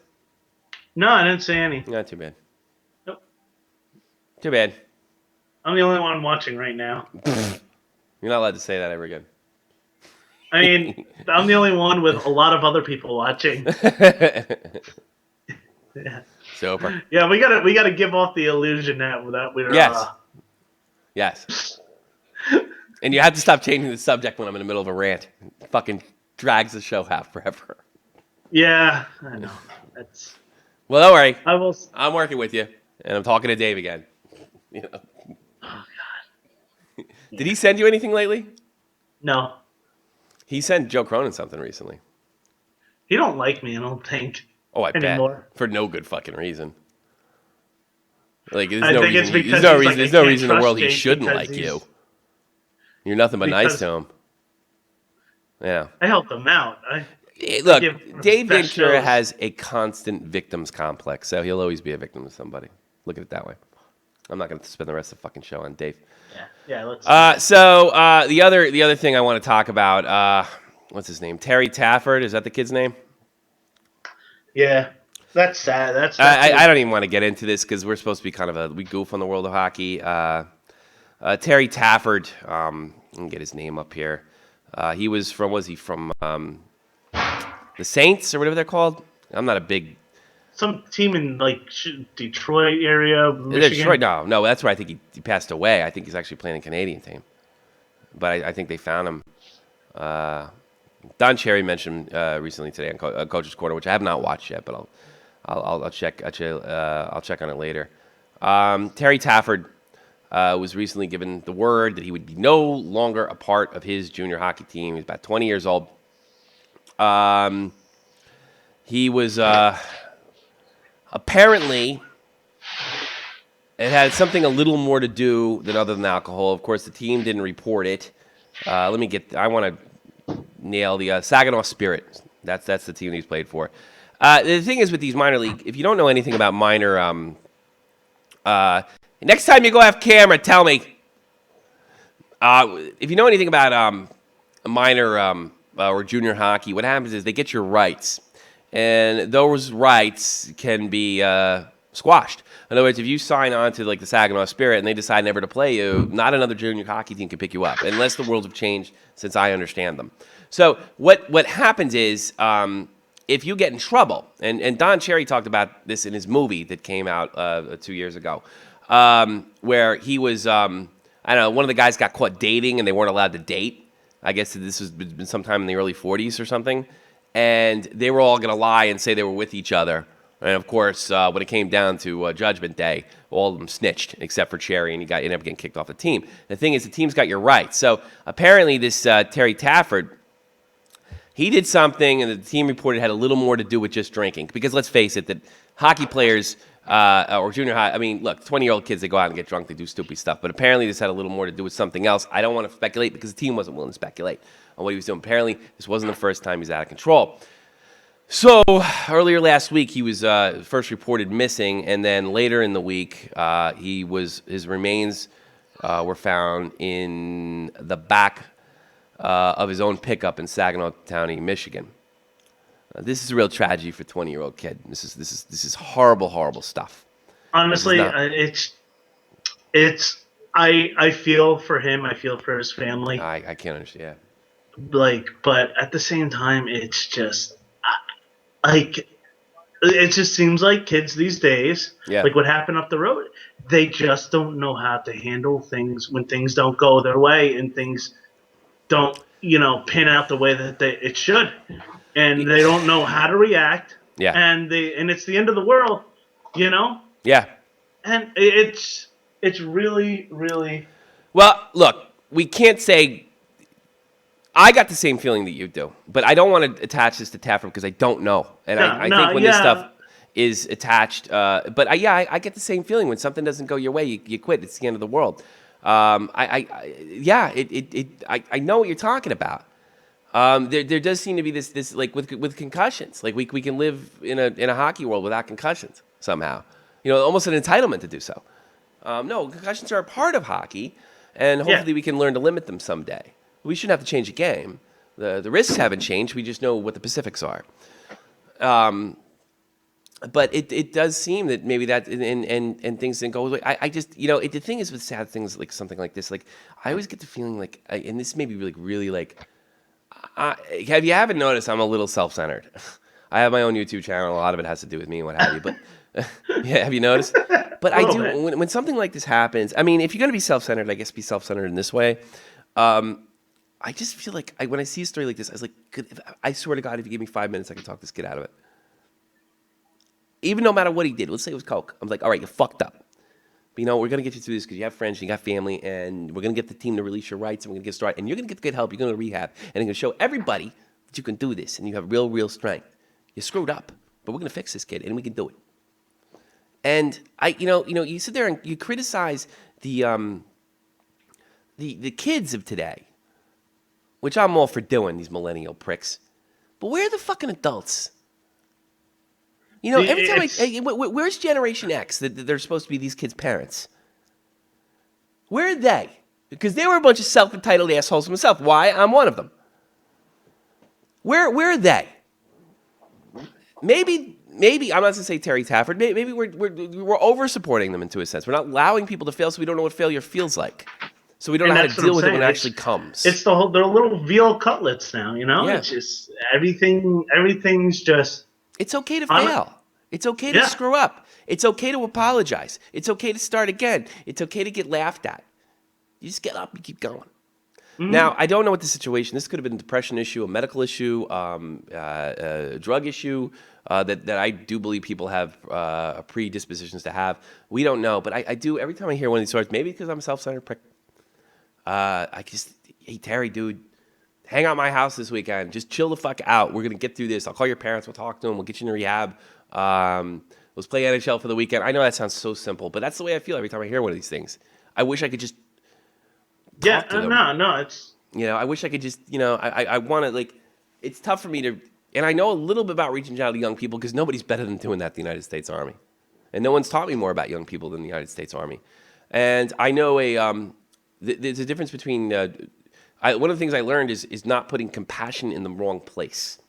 And you always are compassionate. Even the worst drill sergeants in the world are compassionate, but it's where you put your compassion. And this is one of those situations. And the only way that really I can leave this out, and I want to leave it because it's just too sad to talk about. For those folks out there, and we have a problem in the military with suicides. I lost one of the first sergeants recently. A guy was rock solid, 20 years in the military. He freaking shot himself a couple months ago. This guy I went to Iraq with. One of the top-notch soldiers, all right? Here's what you got to know about suicide. If you think somebody's going to do it, you got to be willing to report it. And being willing to report, they never tell you this part of it. You may lose a friendship over it. But then you got to ask yourself at the end of the day, is it easier for me to sleep at night not having this friend, or is it easier to sleep at night knowing I didn't say something and he died? Now, that doesn't mean you report everybody that's a little down. That means you got sufficient evidence and you're not sure, and then it comes down to, and you've talked to some people, and then you make that call. And you got to be willing to lose that friend for good. For good. Because there's nothing worse knowing he's dead. And I don't know if that's the situation with Terry Taffer, but that's all I can say about suicide. It is a judgment call, and you got to be ready to not be able to talk to this person ever again if you're wrong. Or you might even be right, but you'll never know you're right because you might have saved his life. And that's all I got to say about Terry Tafford, and we wish the best to his family on Shot from the Point because it's just, I mean, it's like Jake, like if we and you had that kind of talent, it would just be like, it'd be so wonderful. Yeah. And it's just a big fucking waste at the end of the day. And it's terrible. Mm-hmm. That's probably the most sincere we've ever been on this dumb show. Yeah, I know. Yeah. This is right up there. Sincerity on this show is right up there when we did the show right after the Boston bombing. Yeah. Yeah, pretty much. Yeah. Pretty much. This is yeah, it sucks. This fucking it does. Sucks, and it just. I'm not saying this could have been prevented. It was a very sad week. This is a really horrible week. Jaromir Jagr talked about, and I got this article right here. I might as well keep that fucking horrible sad scenes going. He was. Actually, I got this out of a Jersey paper. Let's put on the Jaromir Jagr. Here's the headline. Let's see. Where's the webpage? Jaromir Jagr is still haunted from watching his teammate die during a Russian hockey game in 2008, and you can see Jaromir Jagr right next to Alexei Kiprusoff. I can't say his name right. Ugh, so awful. But Alexei Kiprusoff with the 2007 Ranger first overall pick. And here's Jaromir Jagr throwing dirt in his grave, and he had a horrible heart problem. And they didn't know about it. And he went to the KHL. And he passed away. And I'm just going to show you a little of this right now before my computer overloads. If you can look at this, that's Jaromir Jagr standing over his dead friend. He doesn't know it yet, but that's him, number 68. And that's how quick life can be taken away from you. Even with people with wonderful gifts like Terry Tafford and Rich Peverley and Mr. Kiprusoff. I can't say his name. I can't say his goddamn name because I'm terrible with Russian's name. And that's how quick it can go. And that's it. That's it. Yeah, no, it's very. And look at the Russian team in the plane. Yeah. Oh God, 2 years ago. And how many great NHLers were taken out? I mean, 94 Ranger was taken out from that horrible plane crash by Lokomotiv. Former Devil was taken out. Yeah. Alexander Kapatsev was killed. Yeah. Life can be taken away from you a bunch of reasons, And I think this goes back to, maybe we're going with Rich Peverley. You got to do it before it's taken away, man. We're all going to die. Oh, yeah. Every one of us. I don't care what a fucking millennial, self-righteous, Ryan Lampert fucking piece of garbage you are. You're going to fucking die. One day it's coming.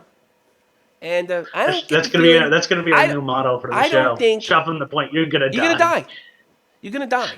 And I don't think kids are taught that anymore. I don't. I think that's the biggest problem. They think, well, there might be a cure for death when you get older. You never know, son. No. God, hopefully there isn't with these fucking pricks they're raising nowadays. And Generation X has something. I know it's real. I watched my dad take his last breath right in front of me. Yeah, I know you did. So got real for you quick, huh? I obviously I knew the concept of death was real, but that made it more real. You know? Sure. And let me ask you something. What did your dad do wrong to deserve that? Nothing. Not that I can think of. No. No. It's a cycle of life. Yeah. And your father, as Stephen King likes to put it, got hit with the cancer stick. We're gonna die. No, so we got to live our lives to the fullest and make our own decisions. And that's all I'm talking about. Let's get off the subject. It's getting fucking too sad. Yeah, let's end the show. I knew this was good. Look, there's nothing you can do about this. You got any videos of kittens playing hockey or anything? Come on. Yeah, maybe you want to do that? Uplifting? Yeah, maybe. That might be a good idea. That's right. How about this? Hockey player gets hit by truck. That might be good. There you go. What do you think? I don't know. Hockey player gets hit by a truck. Yeah. Well, this always makes my day. Oh my God. Oh yeah, that's Rick. Yeah, this is great. It's not coming up yet. It's not coming up.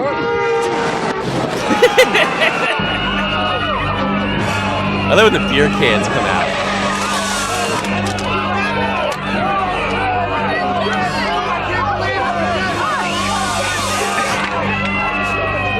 I wish that guy was my dad. I really do. That was funny. Does your dad know you do the show? Yeah, he does. It's just like, I heard you're good at guitar. You know what I mean? The same thing. Yeah. I was wondering. I think he's afraid I'll make a mistake. You know what I mean? And then he'll be embarrassed about it. Well, that's a problem. You can't be afraid to make mistakes. You know? Holy shit, it's another fucking day. It's the best day ever again. Because I'm a stupid fucking cat and I don't know shit. No, you don't. I don't know what it is to be sad. I think I'll run around for no good reason and act like there's stuff I gotta do. I have no idea how much the world sucks because I have no reference level. Holy hell, that guy's bringing me food. This food sucks, but I don't even know it. Didn't know. Now I'm shitting in a box because I don't give a fuck. And the guy throws it out for me. Now I think I'll lie down here. Because I got no fucking bills to pay.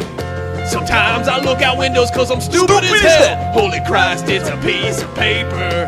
I have no idea how pointless I am, and I don't even know I'm gonna die. Nope. Now it's time to go to bed. Gotta get some fucking rest, 'cause it's the best day ever tomorrow. Nobody can hear you. Waiting for her to walk by. Nobody can hear a word you're saying during the middle of the song. You know? So start over again. I said I'm looking at my cat as that song's on. Yeah. And he's literally laying in the middle of where the doorway is and the hallway, and my wife's going up and down like bringing laundry to the bedroom and stuff. And he's just looking to just swat at her like a big dumb loaf of bread. He looks like because cats are worthless.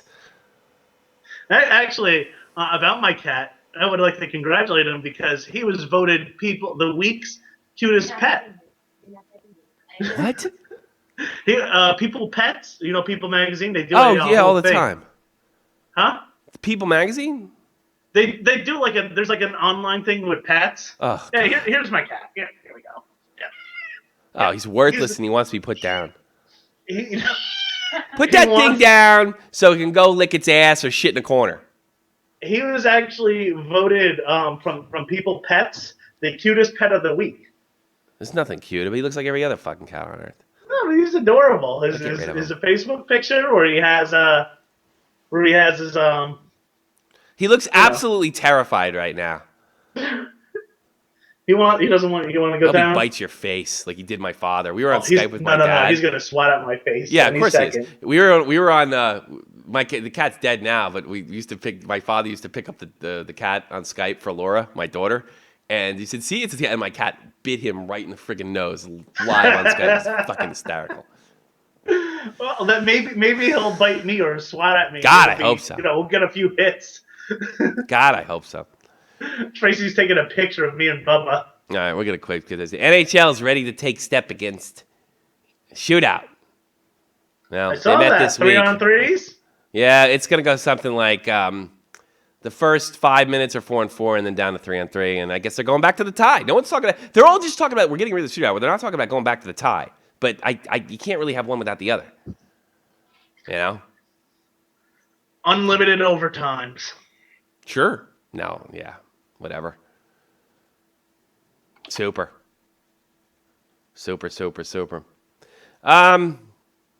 Hockey. This is so funny because I can't pronounce this fucking guy's name. Hockey Night in Canada's Dream Team. I'm reading this from. They hired this interviewer from Canada who I've actually watched on. His name is George Stambolopoulos.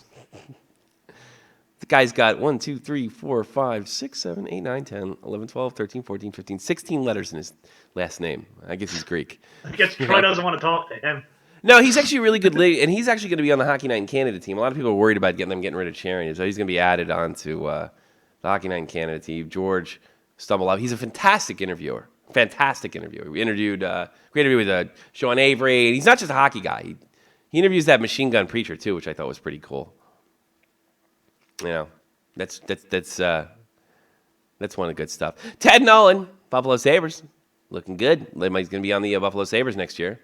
Good luck to him because he's getting a whole new team. Remember that fire sale commercial he played last year? Who would have thought that this year would be the year? Yeah. We got Austrians. Jordan Nolan suspended for one game after punching one of those Edmonton Oilers. Did you see that? Actually, I didn't see that, but No, he did. I get all the suspensions. And He threw a sucker punch, and everybody's really upset that he only got one game. Honestly, right now, just because it seems like you're hearing them a lot more be called the suspensions, it just really is just white noise when I see it come over. You know what it is because we know, and we've seen it enough, we've been doing the show 2 years now, that is very simply based on your NHL skill set, who you know, and how much you can hurt or help your team. We've seen it too many times before, and we know if the media doesn't like you, and like in the case of John Scott or Sean Thornton, that you're going to get a lot of games. And if you do the exact same act that they do, look at a guy like John Scott, never been suspended in his 9-year career, and they acted like he was the dirtiest player of all fucking time. And he ended up getting 7 games for something that most guys would have got 3 for. So we know it. It is white noise. You're absolutely right. I'm glad you brought that up. It's just like, I was like, whatever. He probably did something. It probably was questionable, and that's all. No, it was a little more than that. It was definitely suspendable. Yeah. I saw it. I'm sure it was, but like I said, it's either players are just with the millennials, so they think they're untouchable, and like that, like I brought up before, or it's just it's white noise. Sure. You know. John Tortorella is having a tough time over there. So is Lack. Oh, yeah. You see those tweets? It's pretty funny, actually. Yeah. Want to listen to John Tortorella cry? Sure. A lot different this year, the old Tortster is doing. By the way, I'm not rooting for this either, even as much as I hate the Canucks. John, how do you explain that? Let's see. Do I got my... Jesus. My computer sucks. Bing, bang, bang, bang, bang. Oh, God. I want a new computer, but I can't afford one because I'm getting married, and I'm not allowed to get one, and this sucks. All right. Play, you jerk. Play. I can't hear a fucking thing. Unbelievable. There he goes. Yep, here we go. Penalty problems, some bad penalties taken. That starts at it. We needed to kill that first one off, but who knew that was going to lead to what happened? But then we give them a 5-on-3. They make a good play in the 5-on-3, a deflect. I'm convinced moving to Vancouver makes you a pussy. That's right. He's a shell of a former self. Yeah, he really is.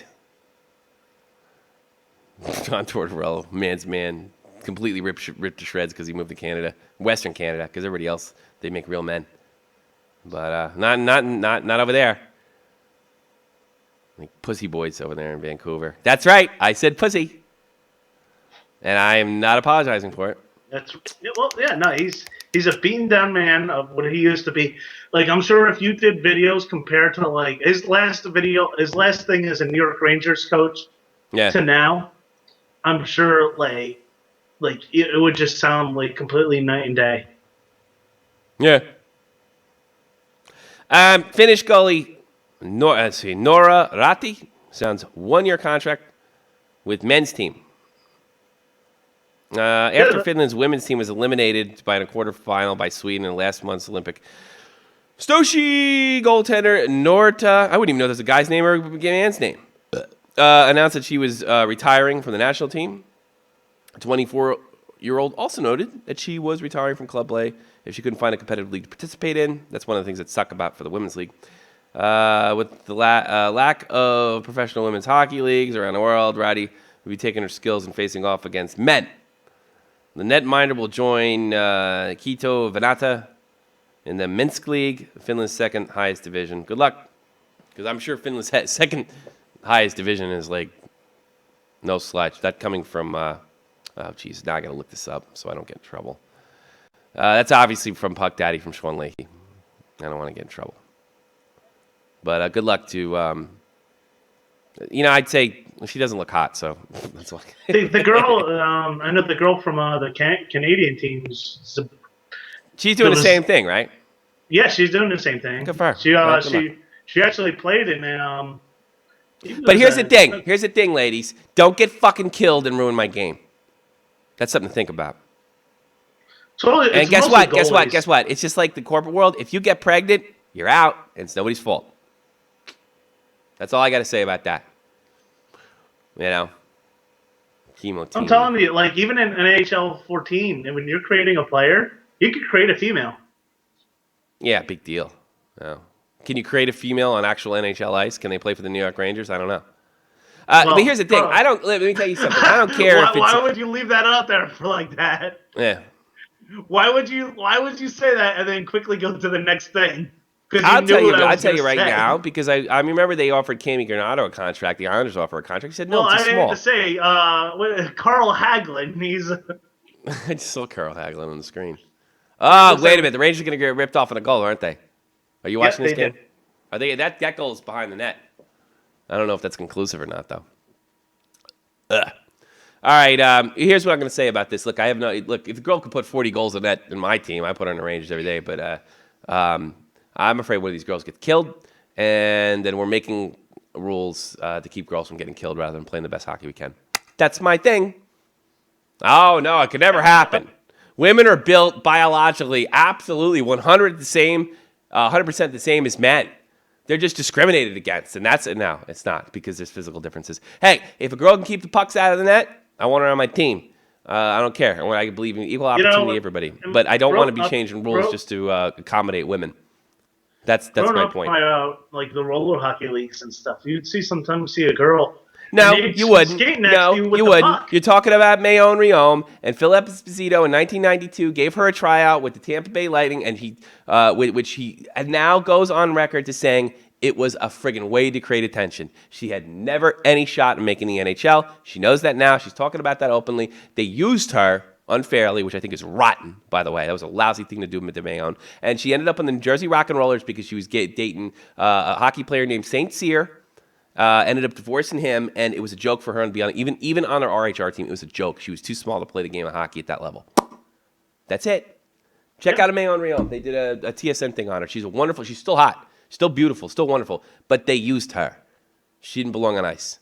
Now, I understand that, what's her name over in, she's got the real super German name in Canada. She played a Finnish men's league. No, yeah, she's got a super... I don't know how to pronounce that Yeah, name. She's got a super German name over there. I heard she did it. and that's great. But I worry about these girls getting killed. You know, And if they don't, and I could be wrong. I could be 100% wrong. I was really impressed with her watching her in the Olympics. Yeah. She was better than some like mid-level good goalies in the NHL. I'm sure there are girls on the Canadian women's team that are better than some men in the minor leagues. I'm absolutely sure of it. But at the end of the day, can they take the beating? Here's another thing. Just reported in Cosmopolitan magazine. Women are 3% more likely to take concussions. Concussions. The most worst thing to ever happen to sports. We have to play flag football now because of concussions. Concussions. Women are more likely to be able to take a concussion because their bodies are built differently. Whatever you do, Tommy, don't go on our Facebook. Concussions. No, I don't give a shit. I don't care. Women are different than men, biologically, physically, and mentally. Doesn't mean they're weaker. I wouldn't say that. I wouldn't go that far. I know some tough bitches. Childbirth? Come on. All right, here's what you can talk about with it. The NHL's been polling hockey fans on which city they should belong in. Here was my poll. Here's what I answered. None. Leave it alone. In fact, get rid of 2 teams. I think they should put another team in Arizona. I don't see what the problem is, you know? How about a third team in Florida? The problem is that they need 2 teams. They need to create a rivalry. Hey, did you see Dion Phaneuf hit what's his face in the face over the Van Riemsdyk? No, I didn't see that. Yeah, it's too funny. Well, it wasn't really funny, but I laughed. No, it wasn't funny at all, actually. I guess Phaneuf, you can see this a little. It's like on one of these GIF files. I guess he went to line up, was it Logan Couture, I think? But he missed and actually bashed Van Riemsdyk. Which isn't funny because I guess Van Riemsdyk got concussed. New Jersey native, by the way, one of our guys. But he really looked like he lined up Van Riemsdyk. Terribly unfunny, but made me laugh. Jesus Christ. Did you, speaking of just lighter side of hockey, somebody was taking a selfie last night at the Devils game. Mm-hmm. And it wasn't a Devils game. Look what the uniform Yager was wearing. But go ahead, tell the story. Think about it. No, it was Yager was in the Devils jersey. Oh, really? What jersey was it? At Tampa Bay. Well, no, they were in Tampa Bay. They were at Tampa Bay, exactly. They're at Tampa Bay, yeah. Last night, a guy was taking a selfie, and Yager's in the background sticking his tongue out. Yeah, I saw it's cute. Yager photobombing. We could check that out. Oh, they changed it. I posted it on our page. Yeah, you know what? They totally changed. I got this for the last year. I had a complete year of an experimental. Oh God! You put that. I delete that picture. You and your fucking cat. Crosby sucks. All right, I'll put this up there. I don't care about your cat. Yeah, it's obviously a Tampa Bay game, and Yager did a photobomb. Right there. There he is. Yager pretty funny. Bomb. Yager he's got a sense of humor, I guess. I play on the Czech Bad Boys. That's my NHL club team. How am I doing on fantasy? Let's check this out. Here we go. Refresh. I'm probably losing now. Hold on. He went ahead of me. It's now 195.8 to 199.1. We still got games tonight. And all my players. Maybe Niami or whatever, will fall apart in the third period. No, I need a big game from Vlarnov versus Ottawa, which shouldn't be too hard because they suck. Ovechkin put me in a minus. I tell you something, who I got. I got that Kuznetsov, Evgeny Kuznetsov, or whatever his freaking name is. The guy wouldn't sign for 4 years straight. He's been hot as a pistol. Scored, he got an assist. Power play point and a shot on goal. So he got me up 3. But Ryan O'Reilly has to freaking score out there. Oh, God, I think I'm going to lose. Unbelievable. Yeah, looking at it. Yeah, Carlson to do something. Good. It's not looking good. Ovechkin, it put me in a hole already. Nash needs to score. There's actually lots riding on this Ranger game, strangely enough. I don't know. You know what? I'm pretty still proud of myself. And I got to be Crawford and Vlarnov have to have big games. And then we got to hope none of those goofballs on Troy's team. Boy, it was a hell of a... I was 40 points down at one point. in the week. He's 15-4, and I'm 10-9. And this is the first time I'll be 500 even all season. Sucks. Sucks, my friend. It sucks. Okay, what can I do? All right, let's finish the show. That's what we can do. Dun, dun, dun, dun, dun, dun, dun, dun. And I hit the wrong fucking button because I got distracted. Super. Let me go down then. Stan Fischler said he's going to eat his hat if Ryan Callahan got traded. There's video of it, but it's just not that funny. 40-year-old guy eats his hat. Actually, just put a little sauce on it and lick the sauce off. Actually, Fischler would have been right had Frenchie not got his panties in an uproar over not being all left off of Team Canada. Callahan was not. I absolutely believe that Callahan was not going anywhere until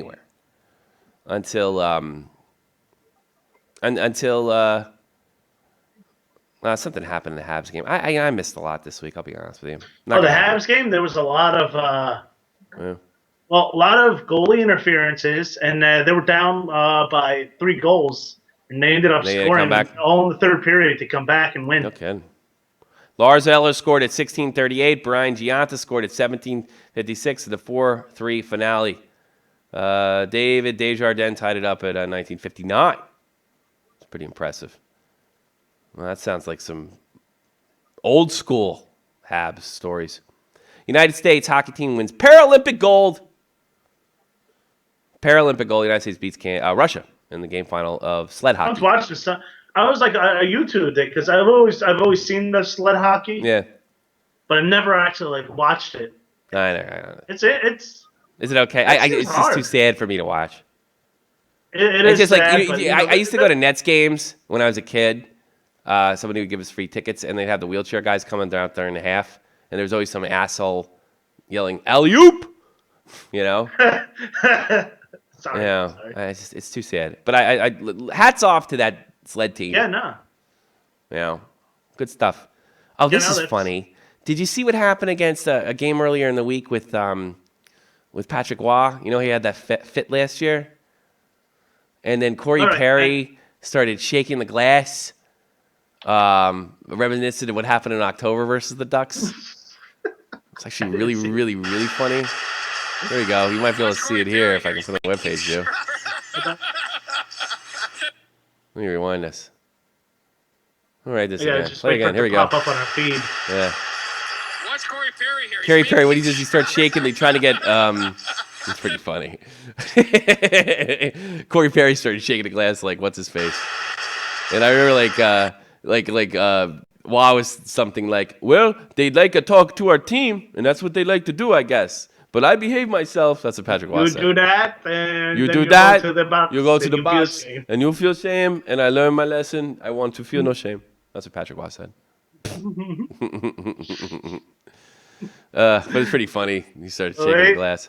I guess the Ducks got the last laugh in that whole thing. You know. Hey, did you see this hockey fight where the guy gives the other guy a big hug? You see that? I'm looking at I'm just watching the feed that came up with him, Corey Perry shaking the glass. That's pretty funny, right? Yeah. Shit, no. That was too funny. This is viral video running around.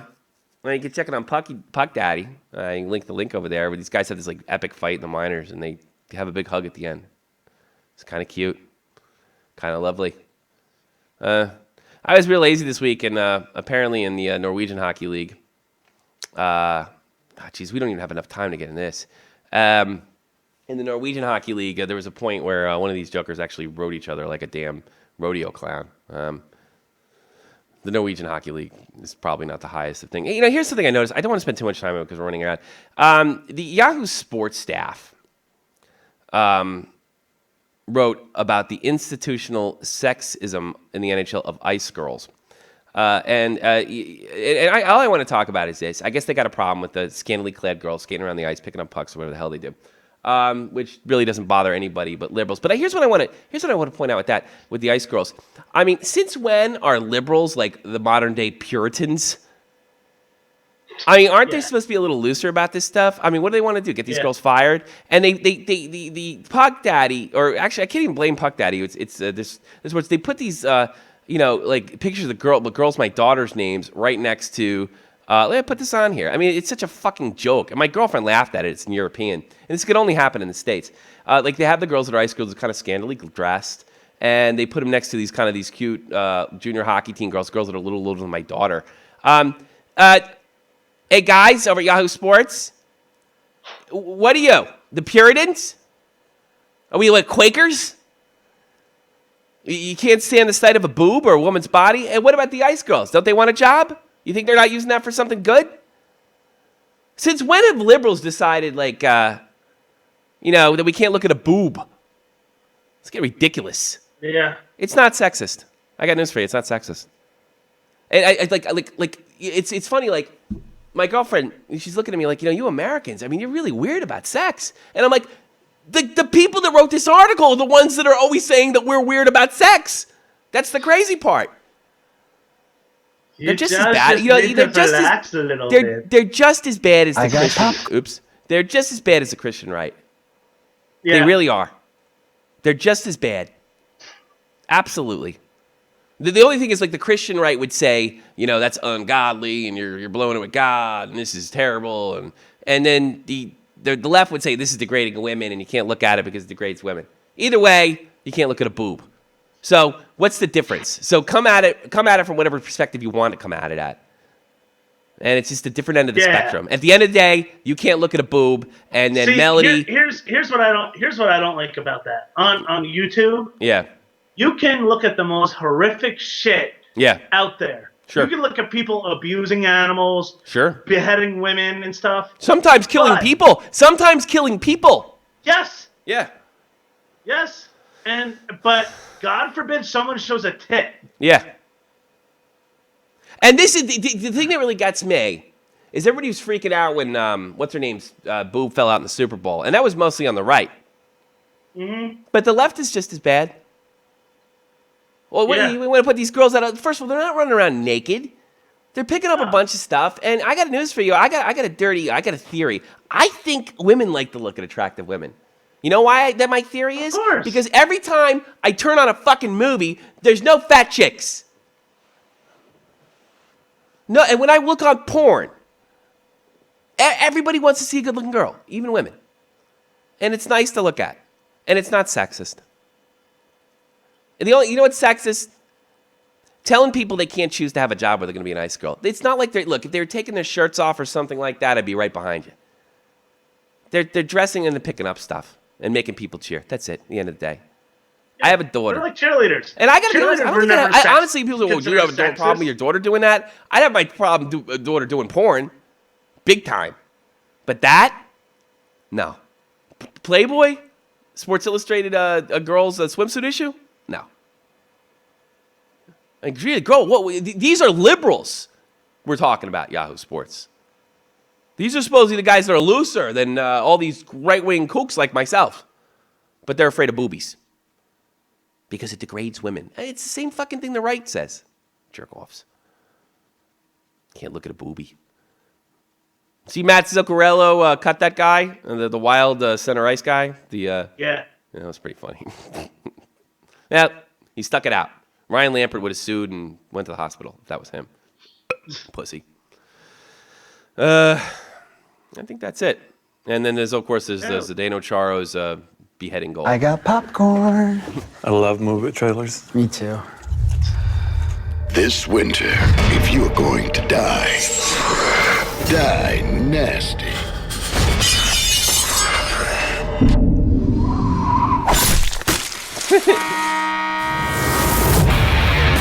Fear the power of the war. That's perfectly badass. I love that. I think that's it. I think I've had enough. Yeah, what do you think? Go. I've had enough. We're done. We're done. I got really fucking sidetracked as usual. It was a fun show. It was an okay show, but yet fun. But we have to have a fucking talk about staying on topic. Yes. I know. We don't have to have a talk. I know what I got to do. Okay. We don't have to have the talk? We don't have to talk. No, we don't. Because it's like happening every week. You got any plugs, buddy? Nah, nothing really. Congratulations to my cat. People's Pet Cutest Pet of the Week. Fuck off. You hate that fucking animal. No. I hate any animal. Why would I hate an animal? They're dumb animals. Well, he was voted People's Cutest Pet of the Week. I just don't want. I would be embarrassed to tell somebody if that happened. I don't know. Why was you embarrassed that your pet was voted People's Pet's Cutest? I wouldn't tell anybody. I let Andy post about it, and I wouldn't say a word. Why? Are you too much of a man? Yeah. Yeah.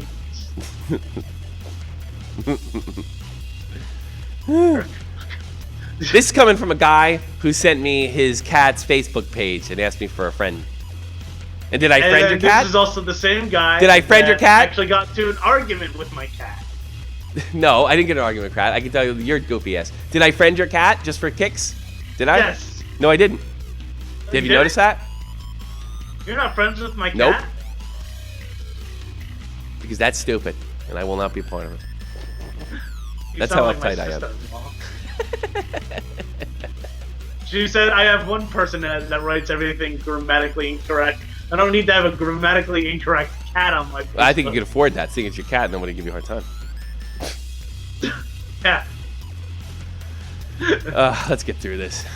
Next time somebody says they need something from me, I'm like, hey, listen, I'm in the middle of something. Can you message my cat?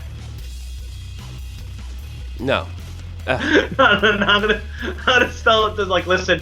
I'm kind of busy. Can you guys just message my cat right now? He'll help you out with anything. Then. That's ridiculous. Yeah. JohnFreeMusic.com, JohnFreeMusic.com, JohnFreeMusic.com. John Freeman is the official musician of the Shot from the Point network show production channel. Now I'm getting tired, even though it's only 11 o'clock. Might have a permanent change coming up in time. We're just doing this a little earlier. Might be permanent pretty soon. When I leave the Army teat over here in Germany. JohnFreeMusic.com, JohnFreemanMusic.com. Check him out. Hire him. Yeah. A little song. He'll write something for you. Right? Yeah.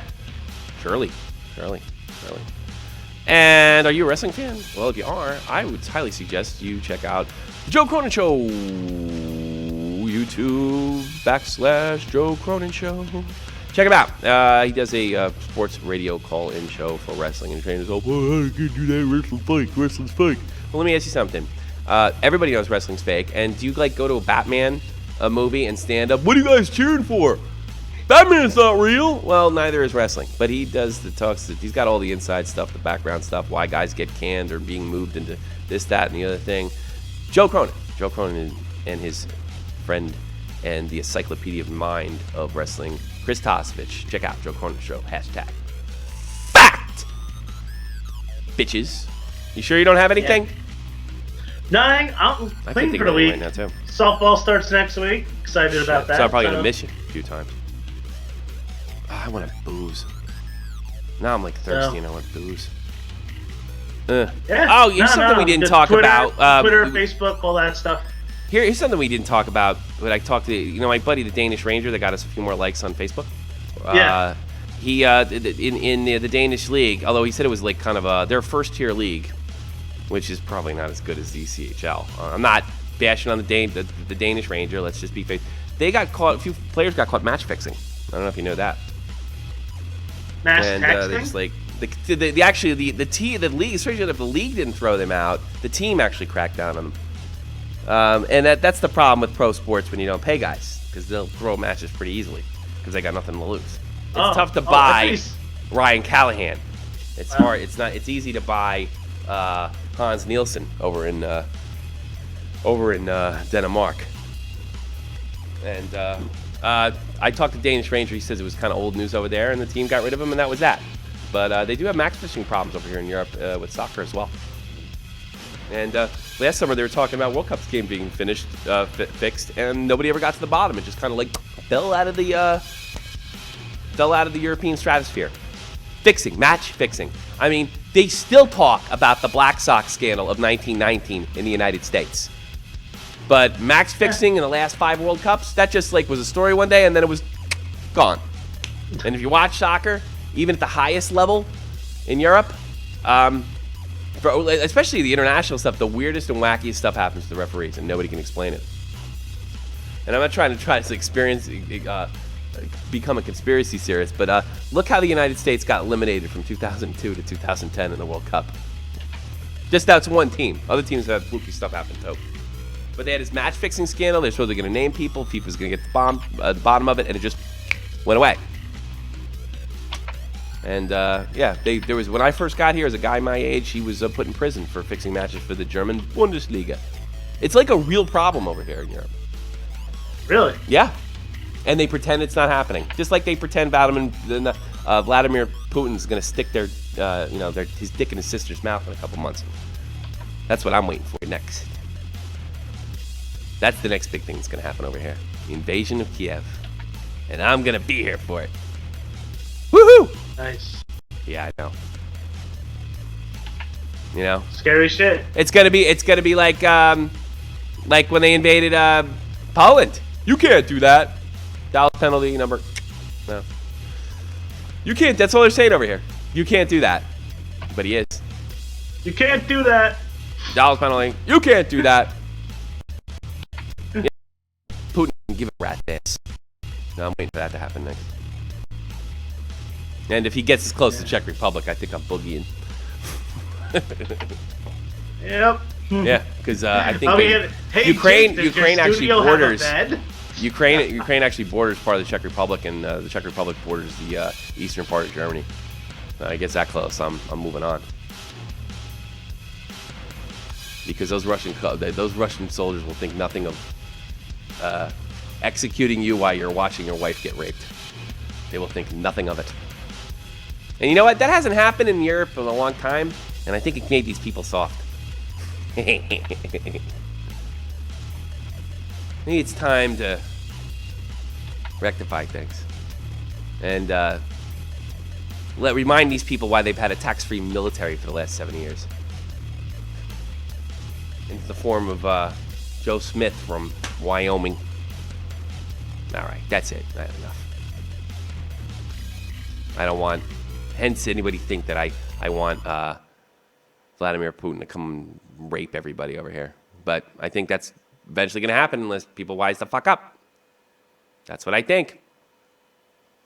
Hey, thanks for joining a very happy episode of Shot from the Point. We hope you tune in next year with all the positive things we have to say about the hockey world. Thanks for tuning in, Jake. Yep, thank you. Well, thank you for coming in. We're going to talk about hockey and all the wonderful things. Tune in next week for our 2 for Tuesday. 2 for Tuesday. Nothing but happy stories here on Shot from the Point.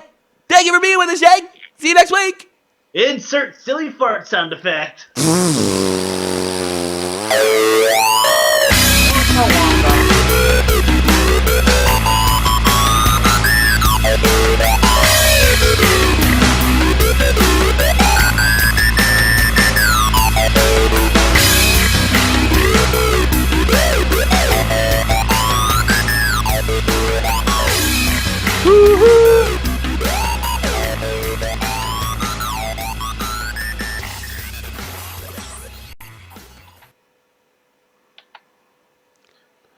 It's the show after the show. You know why?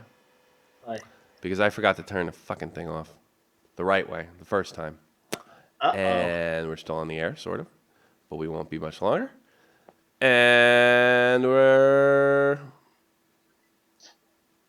Oh, Jesus Christ. For fuck's sake, man. Stop streaming. We almost did 2 hours again. Fuck me in the ass. All right. Fuck it. We'll just do it the old